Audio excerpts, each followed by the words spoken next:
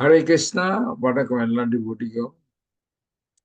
சரி, இன்னைக்கு நம்ம மூணாவது காண்டம் 30வது அத்தியாயம் 2வது பகுதி பார்க்க போறோம்.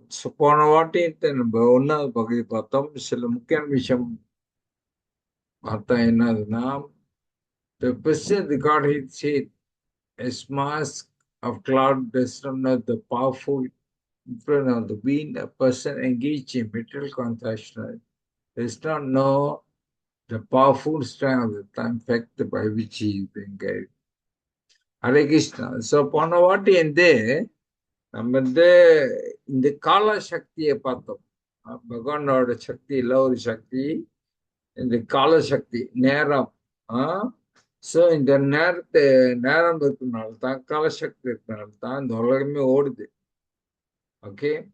ஸோ இங்கிருந்து கபிலமுனி தேவதி கிட்ட சொல்றார், ரொம்ப பேருக்கு அந்த கால சக்தியோட சக்தி அவங்களுக்கு தெரியாது, தெரியாம வாழ்ந்துகிட்டு இருக்காங்க அப்படின்னு கபிலமுனி தேவதியை சொல்றான். அந்த கால சக்தியோட சக்தி மகிமை அவங்க தெரியாம வாழ்ந்துகிட்டு இருக்காங்க அப்படின்னு சொல்றான். அடுத்து என்ன சொன்னான்னா, whatever is produce by the materialist with great pain labour for so call happiness the spirit the godhead as the time factor destroy, and for this reason the conditions are limited. So இங்க கபிலமுனி போனதுல சொன்ன தேவத்திட்ட சொல்றோம்னா, இந்த பௌதிக உலகத்துல இந்த கர்மிங்கள் எல்லாம் அவங்க என்ன செய்யறாங்கன்னா, கஷ்டப்பட்டு உழைக்கிறாங்க, உழைக்கிறான்லாம் சேர்த்து விற்கிறாங்க. ஆனா பகவான் பரமபுருஷ பகவான் அவர் இந்த காலசக்தி மூலியமா எல்லாத்தையும் அழிச்சிடுறார், எல்லாத்தையும் அழிச்சிடுறாங்க. ஸோ அழிஞ்சிட்டோன்னே அந்த கர்மி அவங்க நொந்து போயிடுறாங்களா, அழுகுறாங்க. ஸோ கலசக்தி மூலியம் பகவான் எல்லாத்தையும் அழிச்சிடுவார். இது அவங்களுக்கு தெரியல. ஓகே. ஸோ அடுத்து நம்ம என்ன பார்த்தோம்னா, இந்த misguided materialist does not know that his very body is impermanent. இந்த கர்மிகள்லாம் அவங்கெல்லாம் எப்படி வாழ்றாங்கன்னா, நான் தான் இந்த உடல் அப்படின்னு நினைச்சுக்கிட்டு இருக்கேன், இந்த உடல் நித்தியமானது அப்படின்னு தப்பா வாழ்ந்துகிட்டு இருக்காங்க. And then the attraction of homeland and wealth, which are the relationship with the body. அதனால அவங்க இது என் குடும்பம், இது என் வீடு, இது என் சொத்து, இது என் நிலம், இதெல்லாம் நிரந்தரமா இருக்கும், நானும் நிரந்தரமா வாழ போறேன் அப்படின்னு தப்பா வாழ்ந்துகிட்டு இருக்காங்க. ஓகே. Also temporary. அவங்க தெரியல இதெல்லாம் தற்காலிகமானது, அழிஞ்சிடும், நேரம் வரும்போது அழிஞ்சிடும், அவங்களுக்கு தெரியல. Auto only he think everything is permanent. So இங்கெல்லாம் அறியாமல் இருக்கிறனால எல்லாம் நிரந்தரமா இருக்கும், நான் கஷ்டப்பட்டு எல்லாம் சேர்த்து போறேன். ஆனா அவங்க மறந்துட்டாங்க, இதெல்லாம் கால போர்ல எல்லாம் அழிஞ்சிடும், பகவான் கள்ள சக்தி மூலியமா அழிச்சிருவாரு, இவெல்லாம் தெரியல. இதுதான் கபிலமுனி சொல்றோம். அடுத்து என்ன சொல்றோம்னா, secures money by committing violence. அதனால கர்மிங்கெல்லாம் அவங்க என்ன தப்பான வழியில சம்பாதிப்பாங்க, தப்பான வழியில பாவத்துல அவங்க பணத்தை சம்பாதிப்பாங்க. And although he employs it in himself, his family, he himself is only a little portion for the. So கஷ்டப்பட்டு அவங்க உழைப்பாங்க குடும்பத்துக்கு, புள்ள குட்டிக்கு. ஆனா அவங்க கொஞ்சம் தான் சாப்பிடுவாங்க, பாவத்துல பணம் சம்பாதிச்சு கடைசியில அவங்க கொஞ்சம் தான் சாப்பிடுவாங்க. And he goes to hell. So இந்த பாவத்தினால அவங்க நரகத்துக்கு போறாங்க. For those for whom he earned the money in such a regular way. So அவங்க கொண்ட புள்ள குடும்பத்துக்கு கஷ்டப்பட்ட பாவத்துல பணம் சம்பாதிக்கிறாங்க, ஆனா அவர் ஒண்டி இதை நரகத்துக்கு போய் அனுப்புவார். ஸோ இதெல்லாம் அறியாமல எல்லாம் தப்பான வழியில வாழ்ந்துட்டு. இதான் கபிலமுனி போன கிளாஸ் இதெல்லாம் நம்ம பார்த்தோம். ஓகே. ஓகே, சில கேள்விங்க இருக்கு, நான் உங்களை கேள்வி கேட்கிறேன் ப்ளீஸ். பதில் தெரிஞ்சா அன்மியூட் பண்ணி பதில் சொல்லுங்க. மொத கேள்வி என்னன்னா, ஏன் துரியோதனா விதுரனை வந்து அரண்மனையில இருந்து விட்டடிச்சார்? அவர் பதில் பாண்டு பக்கம் இருக்கிறதுனால. எஸ். ஏன்னா விதுரன் வந்து பாண்டு வந்து பக்கம் பேசுறான். சோ அப்ப துரியோதனன் சொன்னா, விதுரா வந்து மாமா மாமா நீங்க என்ன எங்க கூட நாங்க கொடுக்கறத சாப்பிட்டு போட்டு எதிரி பக்கம் நீங்க பேசுறீங்க அப்படி துரியோதனன் ஆத்திரமாயிரும். நான் விதுரன் தர்மம் தான் பேசுறான், தர்மத்தான் பேசுறான். அதுக்காக துரியோதனன் வந்து பிடிச்சுக்கல, அவரு வெட்டடிச்சிட்டார். ரெண்டாவது கேள்வி என்னதுன்னா, who was Vidura originally, why he was born? So Vidura வந்து உண்மையில யாரு, ஏன் அவர் வந்து விருத்தன்னா பிறந்தார்? அவர் யமராட்சி. யமராஜ் ஏன் அவர் விதுரனா பிறந்தார்? மண்டக்க முனிவர் வந்து சாபம் விட்டுறாரு அவரை. எஸ், மண்டுக்காமுனி வந்து அவருக்கு சாப்பிட்டுருவார் யமராஜ். ஓகே. ஏன்னா அவர் வந்து தப்பா தண்டிச்சிருவாங்க. தப்பா தண்டிச்சதுனால அவர் வந்து ஆத்தடத்துல யமராஜ் சாபம் விட்டுருவார், நீ சுத்திரனா போறது போ அப்படின்னு சாபம் விட்டனால்தான் யமராஜ் வந்து சித்திரன்னு பிறப்பார், அவர் விதிரன்னு பிறப்பார். ஒரு பேர்லக்காரமாக. மூணாவது கேள்வி வந்து, யாரை பேஸ்ட் சண்டை போட்ட மூணு மகன்? வேற ஆளு யாராச்சும் பதில் சொல்லுங்க. வேற ஆளு இருக்கீங்க, பதில் சொல்லுங்க. யார் பேச மூணு பிள்ளைங்க? Hare Krishna Prabhu. Hare Krishna. Sugadev Sugadev Goswami. அந்த மூணு மகன் இல்ல, மொத்தம் மூணு மகன் இருப்பானுங்க. எஸ், அது யாரு? சுகரி சொல்லிட்டு மொத்தம் மூணு மகனுக்கு பிறப்பாங்க வியாசதி மூலமா. மத்த ரெண்டு பேர் தெரியல பிரபு. ஸோ ஆக்சுவலி இந்த மூணு மகன் யாருன்னா, பாண்டு, திருஷ்டரஸ்டா, விதுரன். ஸோ இங்க இருந்து மொத்தம் வியாச முனிங்க மூணு மகனுங்க அண்ணன் தம்பி பேர் இருப்பாங்க. ஓகே. அடுத்த கேள்வி, what are the main duty of devotee when he is on this?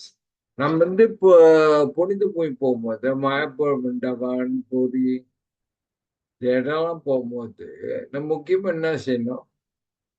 Harikatha கேட்கணும். ஏன் அங்குள்ள வைஷ்ணவர்கிட்ட இருந்து மூத்த பக்தர் இருப்பாங்க, அவங்ககிட்ட இருந்து ஹரிகத்தை கேட்கணும். ஓகே, இதான் ப்ராப்பர் சொல்லியிருக்காங்க. ஓகே, நம்ம சும்மா சுத்தி பார்க்கறது இல்லை. அப்கோர்ஸ் நம்ம புனித பூமி போறோம், அங்க போய் சாமி கும்பிட்டோம். நான் மெயின் இந்த ப்ராப்பர் சொல்லியிருக்கா, இந்த மாதிரி புனித பூமியில போய் நம்ம முக்கியமா ஹரிகதை கேட்கணும் அப்படின்னு ப்ராப்பர் சொல்லியிருக்கோம். ஓகே. அடுத்த கேள்வி, மாயா ரெண்டு வகையில வேலை செய்றாங்க. இது போன வாட்டி என் கொள்கைக்கு சொன்ன ஞாபகம் இருக்கா?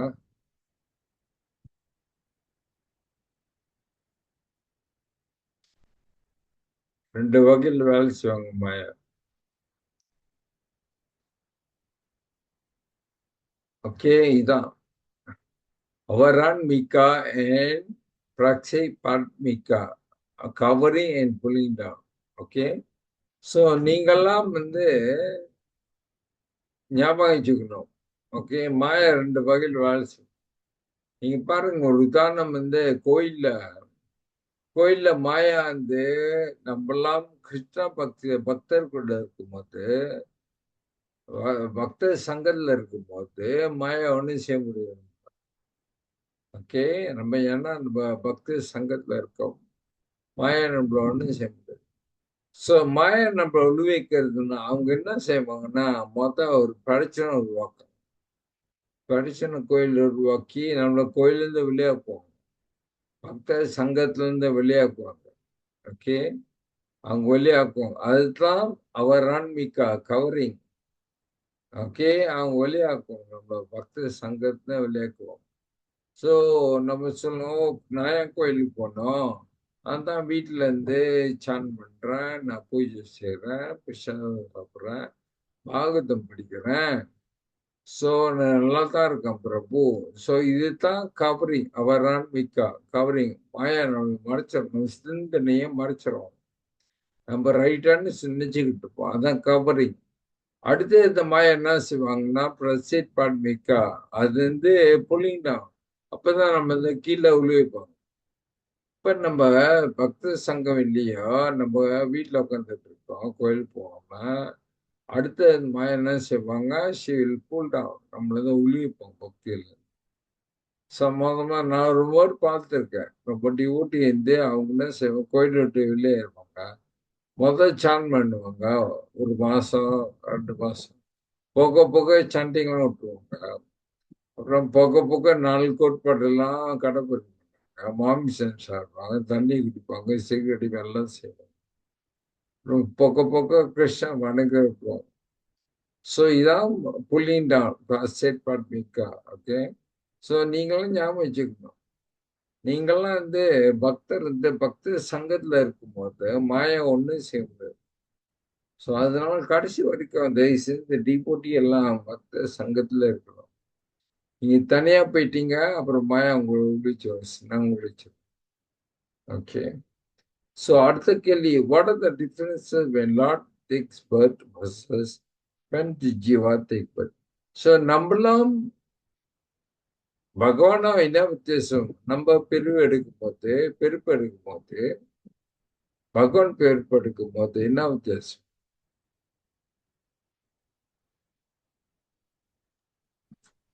நம்ம அங்க விழுந்துட்டோம், கிருஷ்ணா கூட தொடர்பு இல்லைங்க நம்மளுக்கு.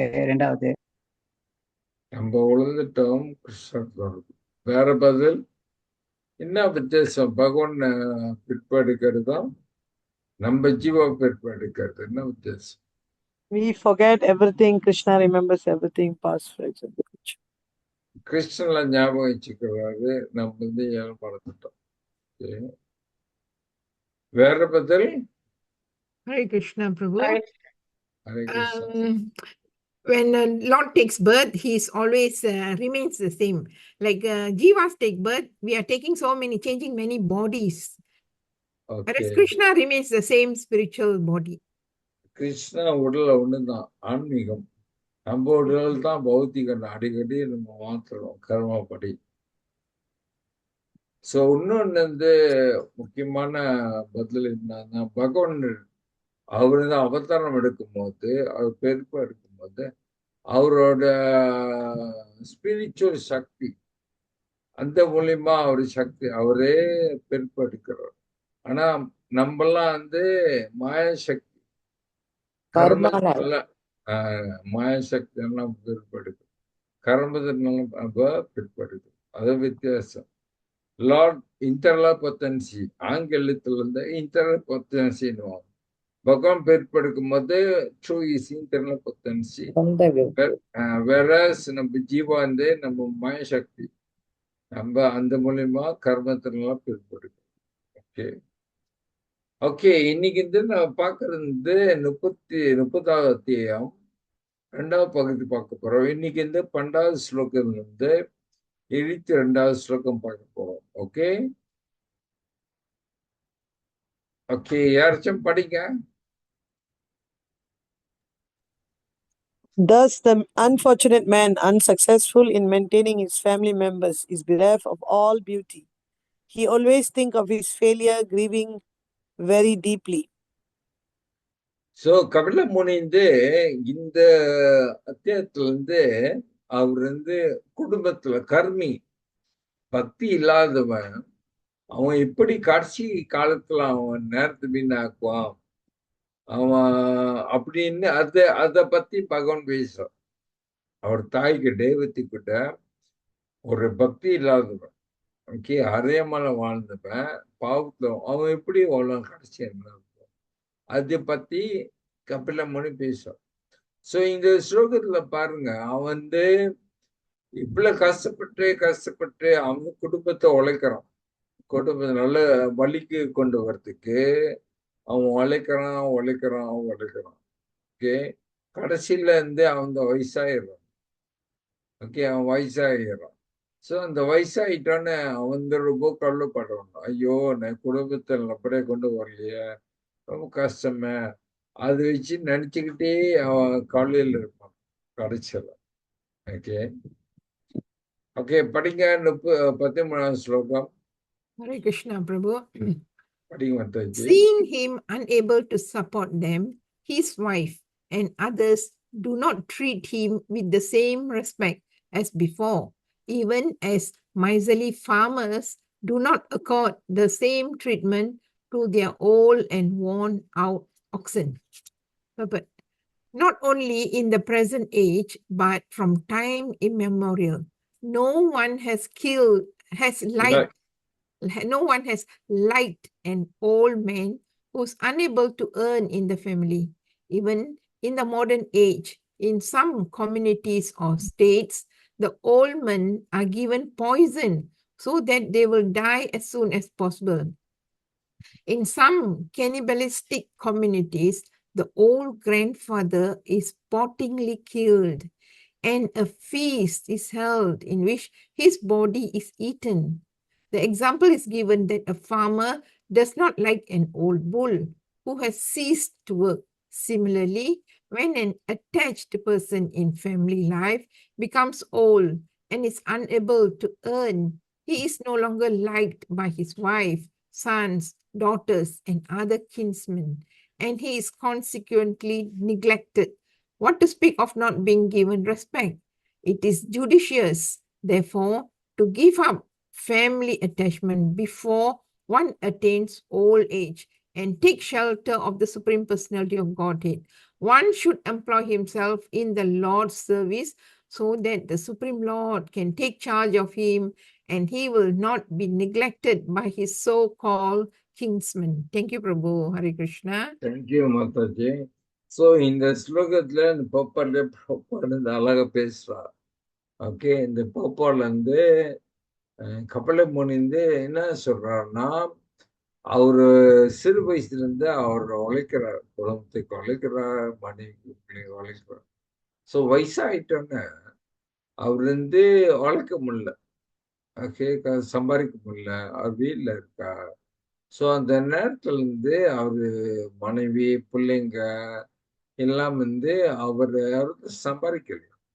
ஸோ அவர் ஒரு அப்பா ஒரு பாரமா தான் பார்ப்பாங்க, பாரமா பார்ப்பாங்க. ஸோ இங்க உதாரணம் அப்புறம் எங்க கப்பல பண்ணி என்ன சொல்றான்னா, ஒரு விவசாயத்துல அந்த காளை மாடுங்க இருக்கு, காளைங்க இருக்கு. அதெல்லாம் சிறு வயசுல வேலை செய்யும் நல்லா. விவசாயத்துல வேலை செய்யுங்க. நான் வயசான வேலை செய்ய முடியாது. ஸோ அது ஒரு பாரமாயிரும், அந்த தோட்டக்காரனுக்கு பாரமாயிரும். ஸோ அவன் தானே அந்த வயசான காலத்துல அவன் தான் செஞ்சிருவான். அவன் வட்டி சாப்பிட்ருவான், அந்த மிருகத்தை நான் வித்துடுவான். ஓகே, அந்த மரியாதை கொடுக்க மாட்டான். ஓகே, பாரமாயிரும். ஸோ அதே மாதிரிதான் வயசான காலத்துல சம்பாதிக்க முடியாதுன்னா அந்த மனைவி பிள்ளைங்க எல்லாம் அப்பா ஒரு பாரமா தான் பார்ப்போம். ஸோ நீங்க பாருங்க, இப்ப இடையில என் கூட்டர்ல என் கால் பண்ணாரு. என் கூட்டர்ல அவர் PhD holder. Okay, PhD holder, அவர் டாக்டர். ஸோ அவர் அண்ணன் தம்பிங்கெல்லாம், ஒரு தங்கச்சி டாக்டரு, ஒரு தம்பி ப்ரொஃபஸர், ஒரு யூனிவர்சிட்டி ப்ரொஃபஸர், இன்னொன்று தம்பி ஆர்மியில மேஜர் இருந்தா. ஸோ அவங்க அப்பா ஒரு 70 வயசு மேலேயாச்சு. அவங்க அப்பா யாருன்னு பார்க்க மாட்டாங்க, அவரு தான் பார்த்துக்கிட்டு இருக்காரு அவங்க அப்பாவை. இப்படி நான் ஹோம்ல வச்சுட்டேன். ஹோம்ல காசு கொடுத்து பாக்குறாங்க. அவரே சொல்றாரு, அவங்க அப்பா யாருன்னு பார்க்க மாட்டாங்க. ஆனா பிள்ளைங்க எல்லாம் டாக்டரு, ப்ரொஃபஸர், அவங்க அப்பாவை பார்க்கறது நேரம். ஸோ ஹோம்ல தான் வச்சிருக்காங்க.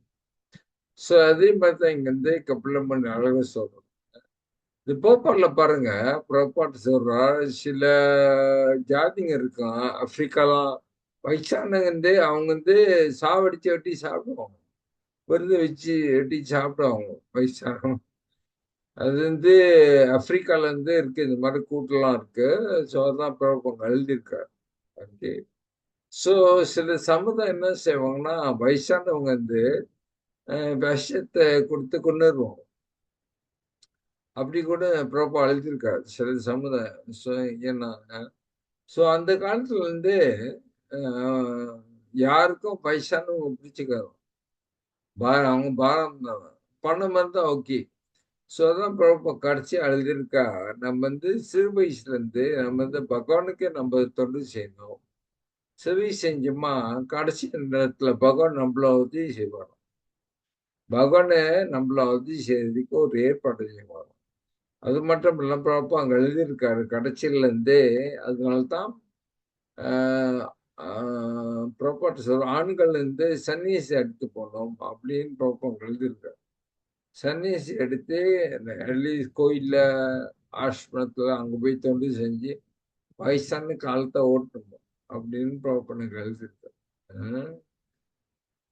என் முக்கியமானது பிரபு அவரோடு சொன்னார். பிரபு என்ன சொன்னான்னா, ஒர்க் நாவ் சம்மதி இல்லை அப்படி சொல்லுவார். ஒர்க் நாவ் சம்மதி இல்லை.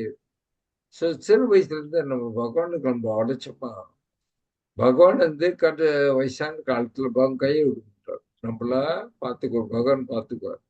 அவர் ஏற்பாடு செய்வார். இதான் பிரபு எழுதியிருக்கார். சரி, 14 ஸ்லோகம் படிங்க அரைச்சோம். Hare Krishna.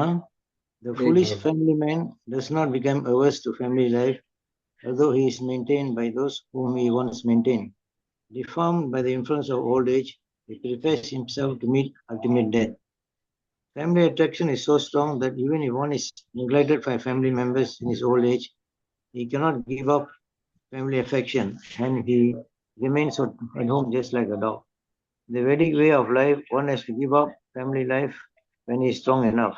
It is advised that before getting too weak and being baffled in material activities, and before becoming diseased, one should give up family life and engage oneself completely in the service of the Lord for the remaining days of his life.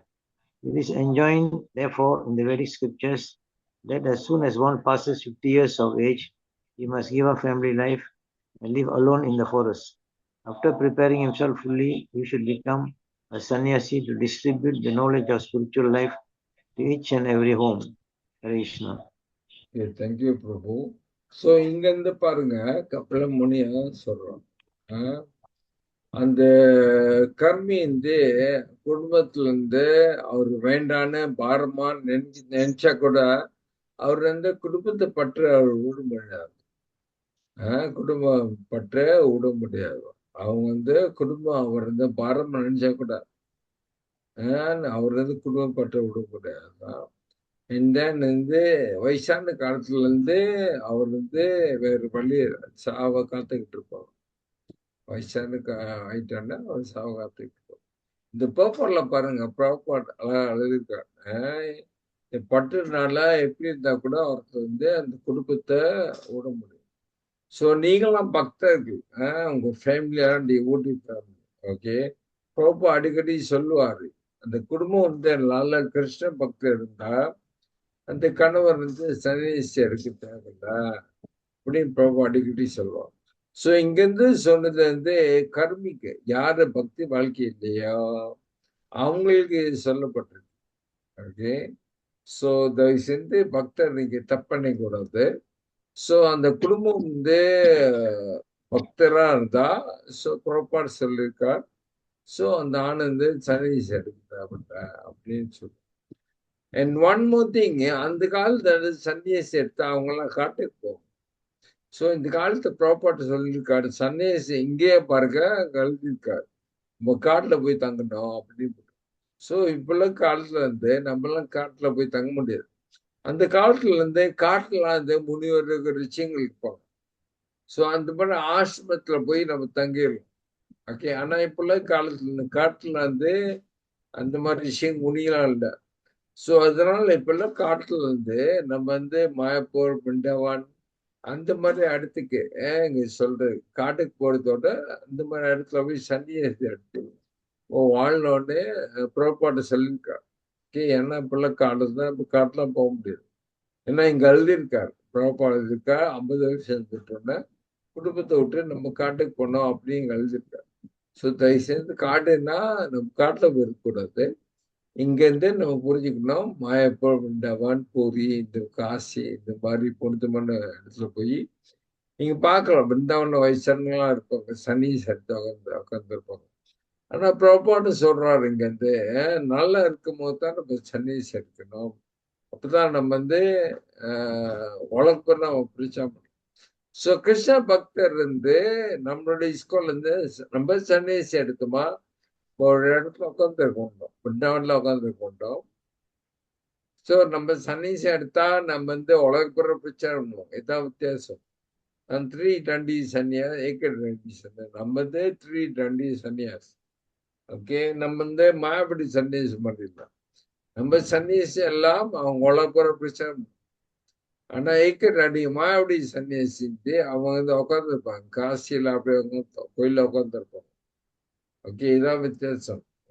So நம்ம சன்னியாசி எல்லாம் உலகப்புற பிரச்சனை பண்ணுவாங்க. Okay, அடுத்த ஸ்லோகம் படிங்க. அரிச்சா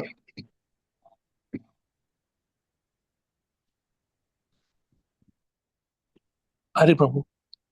read, Prabhu. Thus, he remains at home and just like the pet dog and cats, whatever is so negligently given to him, afflicted with many illness such as dyspepsia and loss of appetite, he eats only very small morsels of food and he becomes an invalid who cannot work anymore. Thank you, Prabhu. So Kapilamuni சொல்ற பாருங்க, அந்த கர்மி சிறு வயசுல இருந்து அந்த பாவங்க சம்பாரிச்சு, தப்பான வழியில சம்பாரிச்சு குடும்பத்தை பார்த்தான். ஆனா கடைசி காலத்துல இருந்து அவன் குடும்பத்துல இருந்து அவனை நாய மாதிரி தான் பார்ப்பாங்க. கபிலமுனி சொல்றான் பார்த்தீங்களா, நாய மாதிரி பார்ப்பாங்களாம்.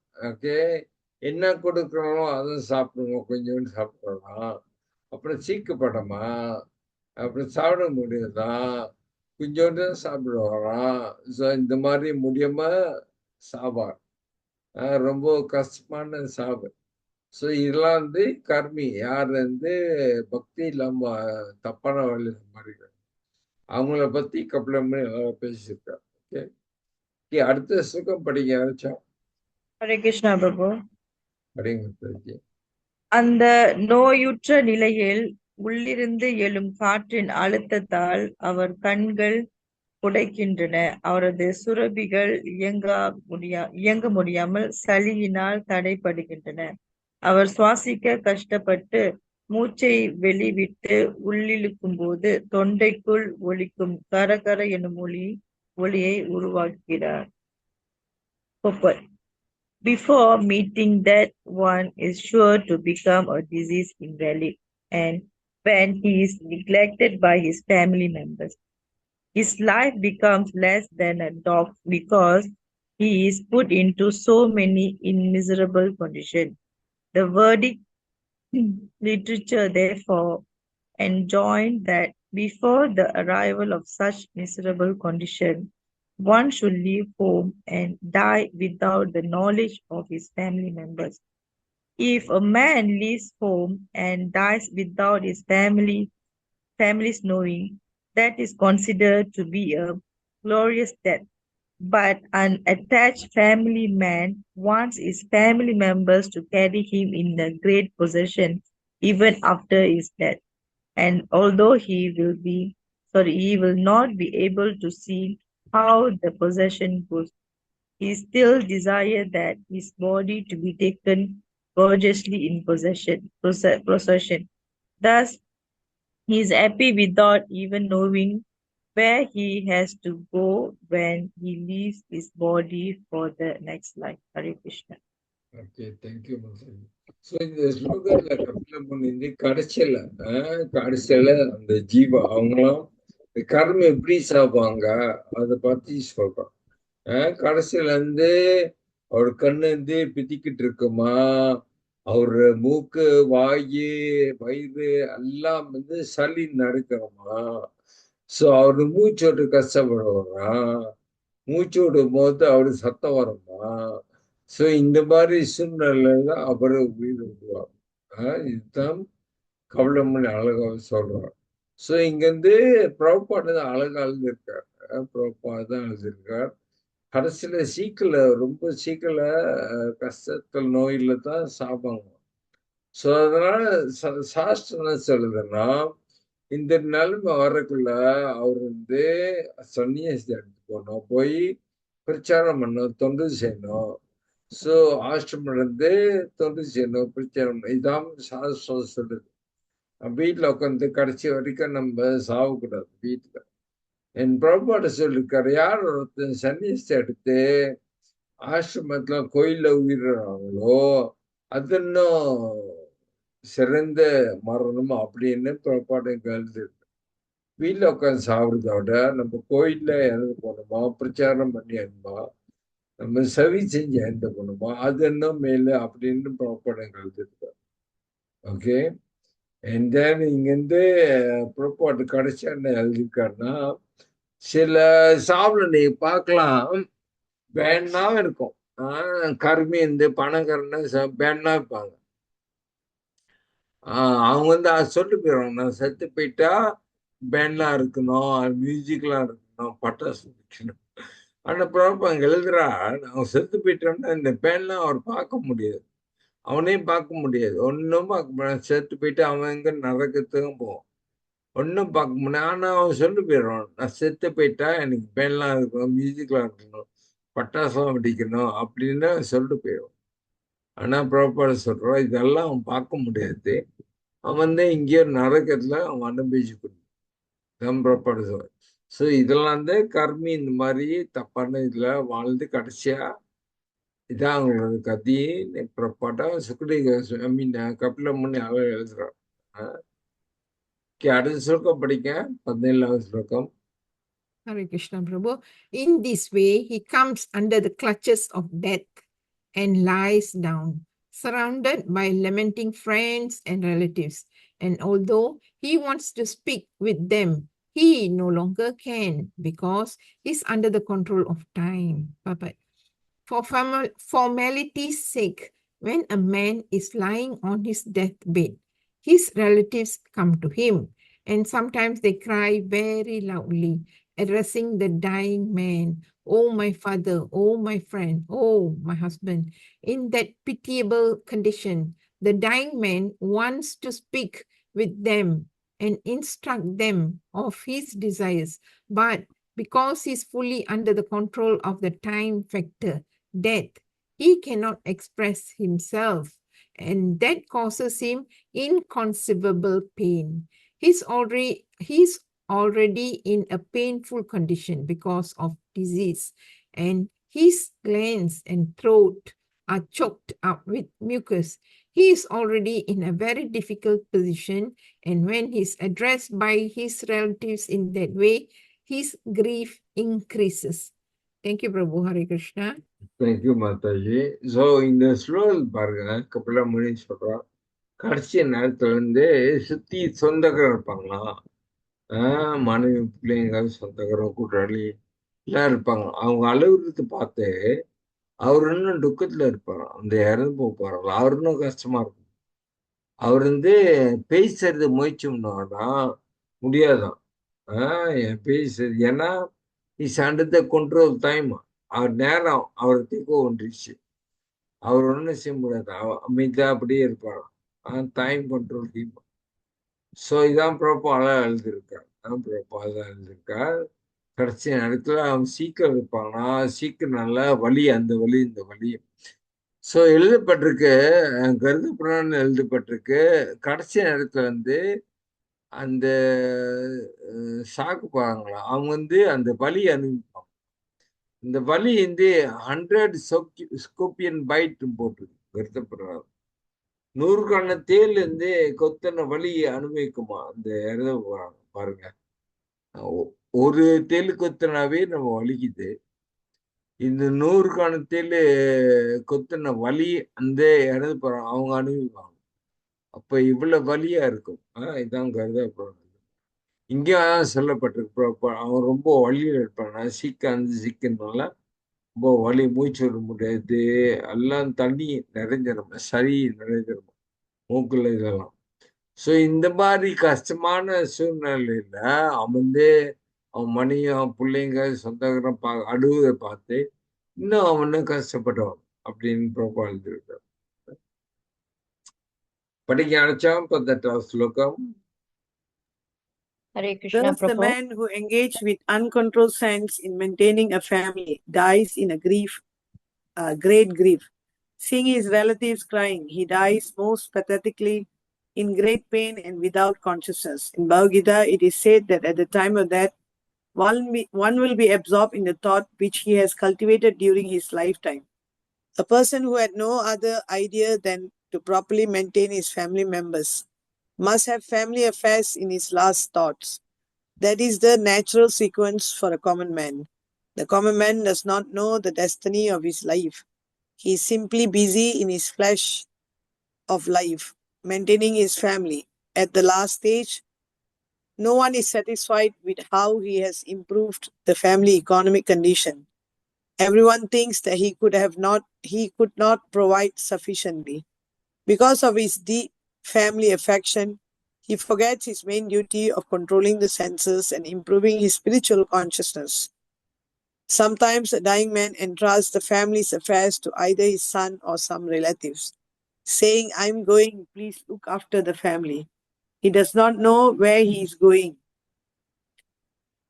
But even at the time of death, he is anxious about his family, how his family will be maintained.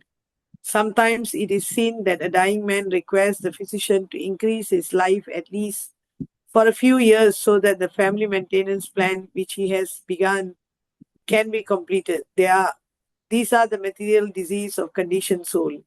He completely forgets his real engagement to become Krishna conscious and is always serious about planning to maintain his family, although he changes families one after another. Thank you. இந்த ஸ்லோகத்தில் பாருங்க, என் proper அழகு எழுதியிருக்காரு. So நீங்க பாருங்க, இந்த பேப்பர்ல இருந்து ப்ராப்பர் எழுதுனது இதெல்லாம் ஃபேக்ட்ஸ், இது உண்மையான இது. ஆனா நம்மளுக்கு பார்க்கும் போது, நம்ம கேட்கும் போது நம்மளுக்கு வலிக்கிற மாதிரி இருக்கும், கஷ்டமா தெரியும். ஆனா இதெல்லாம் உண்மையான ஃபேக்ட் எழுதியிருக்காரு. வாழ்க்கை பூரா அவன் தப்பான வழியில குடும்பத்தை சம்பாரிச்சு குடும்பத்தை பார்த்துக்கிறான். ஓகே, அவனுக்கு மனிதன் நோக்கம் தெரியாம அறியாமத்துல அவன் பௌதிக வாழ்க்கையில வாழ்ந்து கொண்டு சம்பாரிச்சு அவன் வாழ்ந்து கொண்டிருக்கான். கடைசியில இருந்து அவன் எங்க போறான் அது கூட தெரியாம இந்த நரகத்துக்கு போறோம் அது கூட தெரியாம வாழ்றான். என் பாப்பா அழகா எழுதியிருக்காரு. அவன் இந்த மாதிரி குடும்பத்தை பார்த்துக்கிட்டா கூட அவனுக்கு தெரியல அடுத்த ஜென்மத்துல அவனுக்கு வேற குடும்பம் கிடைக்கும், இன்னொன்று ஜென்மத்துல இன்னொன்று வேற குடும்பம் கிடைக்கும், இன்னொன்று ஜென்மத்துல வேற குடும்பம் கிடைக்கும். ஸோ அவன் குடும்பம் மாறிக்கிட்டே இருக்கும். ஆனா அவனுக்கு தெரியல. கடைசி நேரத்துல என்ன வன்மத்தையும் புறப்பாட்டு சொல்றாரு. இங்க வாழ்க்கை பூரா அவன் என்ன மாதிரி சிந்தனையில வாழ்ந்தானோ கடைசி நேரத்துல கூட அந்த சிந்தனை தான் வரப்போகுது அவனுக்கு. ஓகே, அவன் வாழ்க்கை பூரா அவன் தப்பான வழியில குடும்பத்துக்கு சம்பாதிச்சு இருந்தான்னா கடைசி நேரத்துல அதுதான் நினைக்க போறான். அந்த கடைசி நேரத்துல என்ன நினைச்சானோ அதை வச்சுதான் அவனுக்கு அடுத்த ஜென்மத்துல அந்த மாதிரி பிறப்பு அவனுக்கு கிடைக்கும். உங்களுக்கு தான் தெரியும், பாரத் மன்னர் கதை. அவர் சன்னியாசி எடுத்து காட்டுக்கு போனார் இறைவனை அடைகிறதுக்கு. அவர் காட்டுக்கு தனியா போனார், குடும்பத்தை விட்டு அல்லது விட்டு. ஆனா அந்த காட்டுல ஒரு சூழ்நிலைனால அவர் ஒரு மானு மேல பற்று வளர்த்தார். அந்த மானு மேல வளர்த்து பற்று வச்சார், ரொம்ப பற்று வச்சார். அவர் பூஜை செய்து சென்னைக்கு எல்லாம் அவர் தவறிட்டார். அவர் அந்த மானையே நினைச்சுக்கிட்டார். ஸோ கடைசி நேரத்துல சாகும் போது அவர் மானத்தான் நினைச்சார். ஸோ அந்த மானை நினைச்சதுனால அடுத்த ஜென்மத்துல அவர் மானா பிறந்தார். ஆனா பகவான் கணையில அந்த மானு ரூபத்துல கூட அவர் ஞாபகம் இருந்துச்சு, ஐயோ நான் மானு மேல பட்டதுனால நான் சிந்தனை வச்சதுனால கடைசி நேரத்துல நான் இப்ப ஒரு மானா பிறந்துட்டேன்.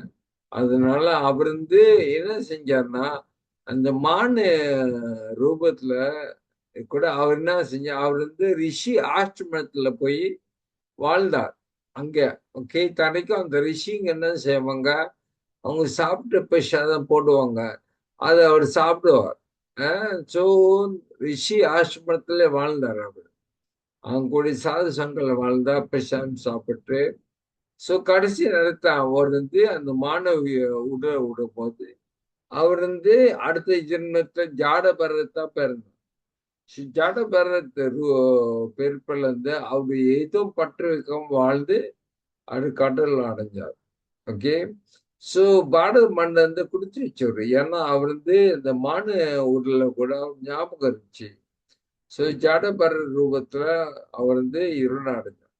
ஸோ இது ரொம்ப முக்கியம்.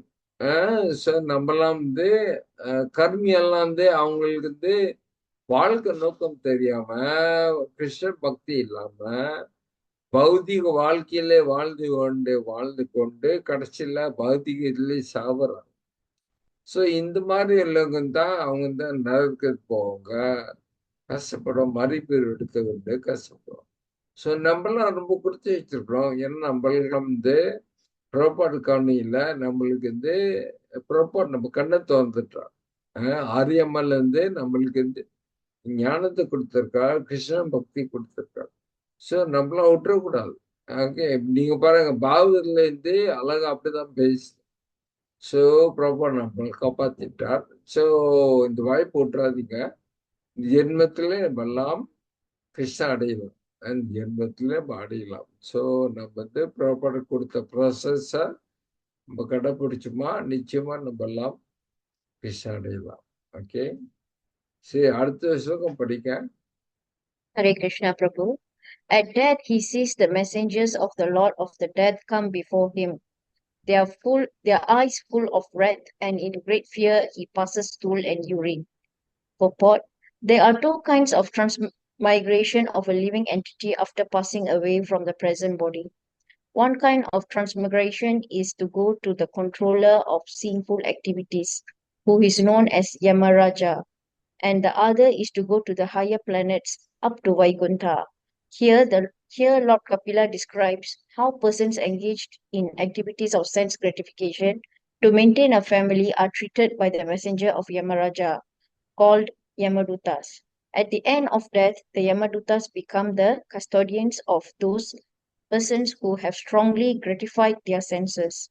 They take charge of dying man and take him to the planet where Yamaraja resides. The conditions there are described in the following verses. Hare Krishna. So இங்க பாருங்க, கபில முனி கடைசியில எமத்தூதர் வருவாங்க. ஓகே, இங்க சொல்லப்பட்டிருக்கு, கருதபுரம் சொல்லப்பட்டிருக்கு, 2 பேர் வருவாங்க. எல்லாம் ஜீபா உயிரோடும் போது, அவங்க உயிரோடுக்கும் போது எமத்தூதர் 2 பேர் வருவாங்க. ஓகே, 2 பேர் வருவாங்களாம். அவங்க ரொம்ப கொடூரமா இருப்பாங்க. கருப்பா இருப்பாங்களா, முடி நிக்குமா, அவங்க மூஞ்சி நம்ம மாதிரி மூஞ்சி இல்லை.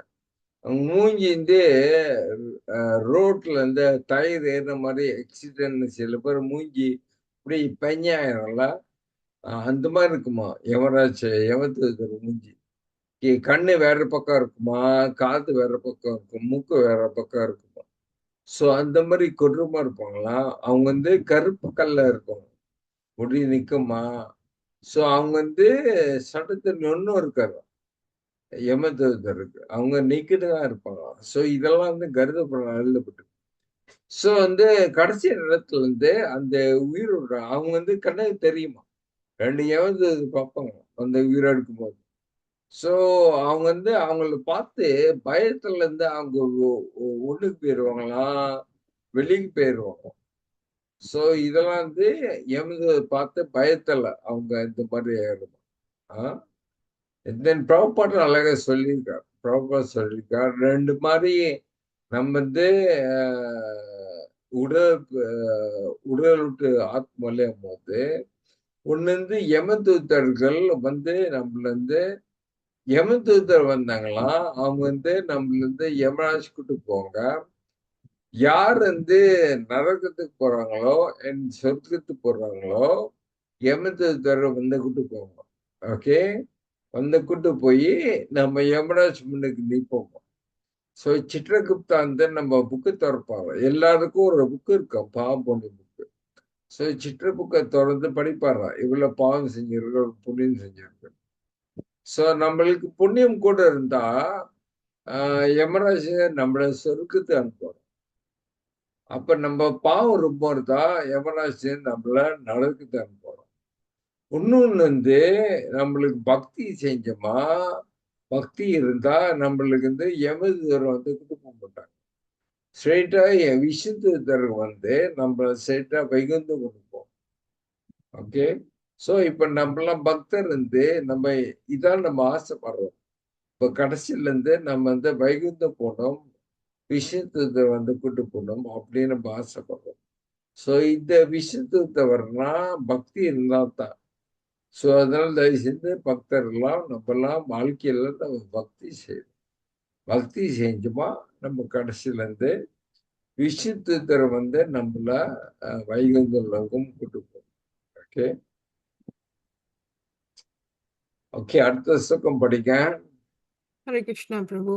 As a criminal is arrested for punishment by the constables of a state, a person engaged in criminal sense gratification is similarly arrested by the Yamadutas, who bind him by the neck with strong rope and cover his subtle body so that he may undergo severe punishment. But every living entity is covered. மத்தஜி Okay. இந்த ஸ்லோகத்துல பாருங்க, இங்க வந்து criminal போட்டிருக்கு. those who engage in criminal sense gratification. So யாரு வந்து வாழ்க்கையில இருந்து வாழும்போது ரொம்ப பாவத்துல வாழ்றாங்க, பாவங்கள் செய்யறாங்க, அவங்கள தான் இந்த யமதூதர் வந்து அடிச்சு நரகத்துக்கு கொண்டு போவாங்க. யாரு புண்ணியத்துல வாழ்றாங்களோ யமதூதர் வந்து கருதப்பட சொல்லப்பட்டிருக்கு, யமதூதர் வர்றாங்களாம். ஆனா அவங்க வந்து அந்த புண்ணிய ஆத்மாக்கு வந்து குதிரை கொடுப்பாங்களாம். குதிரை கொடுத்து மாலை போட்டு இசையோட மரியாதை கூட்டு போவாங்களாம் யமனுக்காக்க. ஏன்னா இவங்க வந்து புண்ணிய ஆத்மா, இவங்க வந்து சொர்க்கத்துக்கு போறவங்க. சொர்க்கத்துக்கு போறவங்க வந்து மரியாதையோட அவங்க வந்து யமத்து கூட்டு போவாங்க. ஓகே. இங்க இருந்து கிரிமினல்ஸ் யாரு பாவத்தை வாழ்றவங்க அவங்கள தான் யமத்தை அடிச்சு உதச்சு யமனை கொண்டு போய் நரகத்துக்கு கொண்டு போவோம். அப்ப இன்னொன்னு சொல்லப்பட்டிருக்கு, யமதூதர் வந்து அந்த ஆத்மாவை உடல் இழுக்கும் போது அவங்க பாச கயிறு வச்சிருப்பாங்க, கயிறு வச்சிருப்பாங்க. அந்த கயிறு வச்சு தான் ஆத்மாவோட கழுத்துல வச்சு இழுப்பாங்க. ஸோ அந்த ஆத்மா வந்து சூக்ஷ்ம உடல் இருக்குமா, கவ் பண்ணி இருக்குமா. ஓகே. ஸோ இறந்து போகும்போது இந்த சுருள உடலை விட்டு சூக்ஷ்ம உடலும் ஆத்மா வழியே ஆகுமா. ஸோ இங்க வந்து கழுத்துல போட்டு அந்த கயிறு போட்டு இழுப்பாங்க. ஸோ இதான் அந்த சூக்ஷ்ம உடல். சூக்ஷ்ம உடல் வந்து ஒரு ரூபம் இருக்கான். ஓகே. சூக்ஷ்ம ரூபம் இருக்கான், கழுத்துலாம் இருக்கு. ஸோ யமதூதர் வந்து அந்த கயிறு வந்து சூக்ஷ்ம உடல் கழுத்துல வச்சு, நம்ம கழுத்துல வச்சு அப்படியே வெளியே இழுப்பாங்க. அந்த ஆத்மாவை அந்த உடந்து வெளியே இழுப்பாங்க. அவன் வெளியே இழுத்துட்டு அவன் போவான். ஸோ கருதப்பட்ட சொல்லப்பட்டிருக்கு. இப்ப நம்ம வந்து வெளியாகும் போது, இறந்து போகும்போது ஆத்மா சூக்ஷ்மம் வெளியாகுதுல்ல, அப்போ வெளியாகும் போது அந்த சூக்ஷ்மம் ஆத்மா சைஸ் சேர்ந்து வரல பெருசான், சைஸ் ஆஃப் தாம்மா வரல பெருசானா அந்த உடலுடைய வெளியே இறந்து போகும்போது. ஓகே. வெளியாகுமா. ஸோ அந்த உடல் வந்து காத்து மாதிரி இருக்குமா, பபல் ஏரியா அப்படி காத்து தான், காத்து மாதிரி இருக்குமா. அதான் வெளியே அந்த இறந்து போகும்போது சூக்ஷ்ம உடலும் அந்த ஆத்மா வெளியே இருக்கும். அது வந்து காத்து மாதிரி இருக்குமா அந்த உடல். அது வந்து கருதப்பட்ட சொல்ற வாயவியா சரீரான்னு சொல்லப்படுது. வயவியா வயவிய சரீரா உடல். ஸோ அது வந்து தாம் பரிசான், இந்த சைஸ் தம் கல்லு பரிசான் சொல்லப்பட்டிருக்கு. என் காலத்துல சொன்ன மாதிரி மருத்துவத்தர் வந்து கழுத்துல இருந்து கயிறு வச்சு எழுப்பாங்க அந்த ஆத்மா. ஓகே ஓகே பத்தாஜி, போபாட் படிங்க. Every living entity is covered by a subtle and gross body. The subtle body is the covering of mind, ego, intelligence, and consciousness. It is said in the scripture that the constables of Yamaraja cover the subtle body of the culprit and take him to the abode of Yamaraja to be punished in a way that he is able to tolerate. He does not die from this punishment, because if he died, then who would suffer the punishment? It is not the business of the constables of Yamaraja to put one to death. In fact, it is not possible to kill a living entity because factually he is eternal. He simply has to suffer the consequences of his activities of sense gratification. The process of punishment is explained in the Chaitanya Charitamrita. Formerly, the king's men would take a criminal in a boat in the middle of the river. They would dunk him by grasping a bunch of his hair and thrusting him completely underwater. And when he was almost suffocated, the king's constables would take him out of the water and allow him to breathe for some time. And then they would again dunk him in the water to suffocate. This sort of punishment is inflicted upon the forgotten soul by Yamaraja, as will be described in the following verses. Thank you, Prabhu. Hare Okay, Krishna. Mataji, thank you, Hare Krishna. ஸ்லோகத்துல பாருங்க, இதான் ரொம்ப அழகா விளக்குறாங்க. Okay, so நம்ம வந்து இறந்து விளையாடும் போது ஆத்ம சூக்ஷ்மோட விளையாடும். சூக்ஷ்மம் வந்து மனம், புத்தி, அகங்காரத்துல செய்யப்படுது. உங்களுக்கு தெரியும். ஓகே, ஸோ யமராஜ் வந்து நம்மள வந்து இன்னொன்று வந்து சொல்லப்பட்டிருக்கு. ஸோ கருத்து புராணத்தை நான் உங்களுக்கு சொன்ன ஆத்மா விளையாடும் போது நம்ம வந்து வெள்ள பெருசு சைஸ் தம், அது வந்து வாயபிய சரீரம்.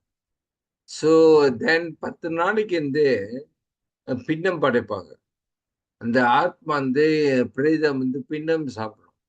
10 நாளைக்கு பின்னம் சாப்பிடு, அது வாழ்ந்துடும். கை பெருசு, லிங்கான் பெருசு, ஓகே, கியூபிட், இந்த லிங்கான் பெருசு வாழ்ந்துடுமா. ஸோ 10 நாள் சேர்ந்து அது உடல் பேர் வந்து பின்னம் சரீரம், பிண்டத்தில் செய்யப்படு சரீரம். ஸோ இந்த பின்னம் சரீரம் தான் ஒரு வருஷம் யமுனோக்க பயணத்தில் போகும். ஓகே, அண்ட் தென் வந்து சொல்லப்பட்டிருக்கு, இந்த கடைசி 12வது மாதம் பின்னம் சாப்பிடுதுன்னா மாசிக பின்னம், 12வது மாச பின்னம் சாப்பிட்டு அது இந்த பின்னம் சரீரம் வெளியாக்கிட்டு அது புது உடல் கொடுப்பாங்களாம். அந்த உடல் பேர் தான் சேத்தன சரீரம், இல்லைன்னா யாத்தன சரீரம். ஸோ இந்த யாத்தன சரீரத்தான் ப்ராப்பர் நீங்க சொல்றோம். யாத்தன சரீரம் வந்து யமனாச்சாரம் பண்ணி போறவங்க சொர்க்க நரக்கத்துக்கு இந்த உடல் அனுப்பும். யாத்திரை சரீரம் வந்து அவங்க வந்து துண்டு துண்டை வெட்டுவாங்க, கழுத்தை வெட்டுவாங்க, சாக மாட்டோம். இந்த வலி இருக்கும், ஆனால் சாக மாட்டோம். ஸோ இந்த யாத்திரை சரீரம் அப்படின்னா கழுத்தை வெட்டுவாங்க நரகத்துல. கழுத்து துண்டா திருப்பி புது தள்ள பிறக்குமா. இதான் யாத்திரை சரீரம், சாக மாட்டோம். கையை வெட்டுவாங்களாம், கையை வெட்டி திருப்பி புது கை வளருமா. இதான் யாத்திரை சரீரம். ஆனால் வலி இருக்கும், சாக மாட்டோம். ஓகே, இந்த உடல் வந்து 12வது மாசிக பின்னம் சாப்பிட்டு இந்த உடலை கொடுப்பாங்க. ஓகே, ஸோ இதான் இங்க சொல்லப்பட்டிருக்கு. அண்ட் தென் ப்ராப்பர்னா இந்த காலத்துல இருந்து மன்னர்கள் வந்து தண்ணியில மூச்சு விடாம தலைய தண்ணியில வைப்பாங்களாம். அப்புறம் கொஞ்சம் வெளியாக்குவாங்களாம், மூச்சு விட்டோம், அப்புறம் திருப்பி தண்ணி வைப்பாங்க. ஸோ இந்த மாதிரி தண்ணிலாம் அந்த தண்ணி கொடுத்துருக்காங்க.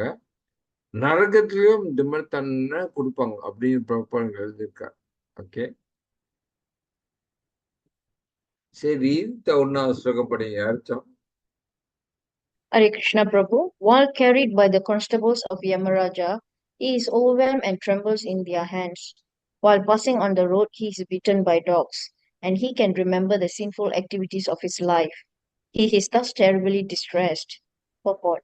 It appears that this verse that while passing from this planet to the planet of Yamaraja, the culprit arrested by Yamaraja's constables meets many dogs, which bark and bite just to remind him of his criminal activities of sense gratification. It is said in Bhagavad Gita that one becomes almost blind and is bereft of all senses when he is infuriated by the desire for sense gratification. He forgets everything. Hamyastaistai karta jnana. One is bereft of all intelligence when he is too attracted by sense gratification, and he forgets that he has to suffer the consequences also. Here, the chance for recounting his activities of sense gratification is given by the dogs engaged by Yamaraja. While we live in the gross body, such activities of sense gratification are encouraged even by modern government regulations. In every state of all over the world, such activities are encouraged by the government in the form of birth control. Women are supplied pills and they are allowed to go to clinical laboratories to get assistance for abortions. This is going on as a result of sense gratification. Actually, sex life is meant for begetting a good child, but because people have no control over the senses and there is no institution to train them to control the senses, the poor fellows fall victim to the criminal offenses of sense gratification, and they are punished after death as described in the pages of Srimad Bhagavatam. Hare Krishna Prabhu. Okay, thank you, Mansaji. So, இந்த ஸ்லோகத்துல பாருங்க, கபில முனிவர் சொல்றோம். So, அந்த ஆத்மா வந்து 11 நாள் வந்து கூட்டு போகலாம். யமலோகாக்கு வந்து யமலோகா பயணம் வந்து 1 வருஷம் எடுக்கும், 12 மாசம். ஸோ அந்த யமத்திலிருந்து அந்த ஆத்மா வந்து கூட்டு போகும்போது ரோட்ல இருந்து நாய்கள்லாம் இருக்குமா, அந்த நாய் இது ரூன்னு பேரா. ஓகே, இந்த மாதிரி நாய்கள் அதெல்லாம் வந்து யமராஜர் நாய்கள். ஸோ அந்த நாய்கள்லாம் கடிக்கும், கடிச்சு கொத்துறோம், அந்த பிரேதம் கடிச்சு கொத்துறோம். அப்ப அந்த பிரேதம் அழுவும் வழியில. அப்பதான் அந்த பிரேதம் வந்து ஞாபகம் வரும், ஐயோயோ நான் வந்து ரொம்ப பாவத்துல வாழ்ந்தேன் வாழும் போது பக்தி இல்லாம பாவத்துல வாழ்ந்தேன் அப்படின்னு வருத்தப்படாது. இங்க சொல்லப்பட்டிருக்கு.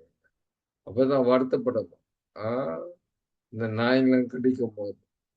ஸோ அதனால தயவுசெய்து நம்மளாம் வந்து ரொம்ப நன்றி சொன்னோம். என்ன ப்ராப்பர் நம்மளை காப்பாத்திட்டார். ஓகே, நான் ப்ராப்பர் நம்மளை காப்பாத்திட்டார். இது மாதிரி இல்லைன்னா நம்மளும் வந்து இந்த மாதிரி நிலைமை தான், இறந்து போயிட்டோம், நம்மளுக்கு இந்த மாதிரி நிலைமை தான். இந்த ப்ராப்பர் வந்து அழகா சொல்றோம் இந்த ப்ராப்பர்ல. ஸோ காமத்து வரும்போது நம்மள புத்தியில எழுதுறோம். காமம் வரும்போது நம்மளோட வந்து புத்தியில எழுதுறோம். அதான் ப்ராப்பர் சொல்றோம். என்னன்னு வந்து இப்பெல்லாம் காலத்துல பாருங்க, சில ஊர்ல இருந்து அவங்க வந்து அந்த பெண்ணு கர்ப்பம் ஆகாம அவங்க எப்படிலாம் கொடுக்குறாங்களா, கர்ப்பம் ஆயிட்டோன்னே பெண் வந்து அந்த குழந்தைய போய் சாவடிக்கிறாங்க, பவசன்னு சாவடிக்கிறாங்க. ஸோ இதெல்லாம் பாவங்கள்.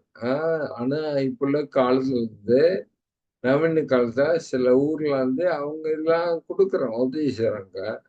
பெண்ணை வந்து வயிற்றை சாவடிக்கிறதுக்கு எல்லாம் செய்யறாங்க.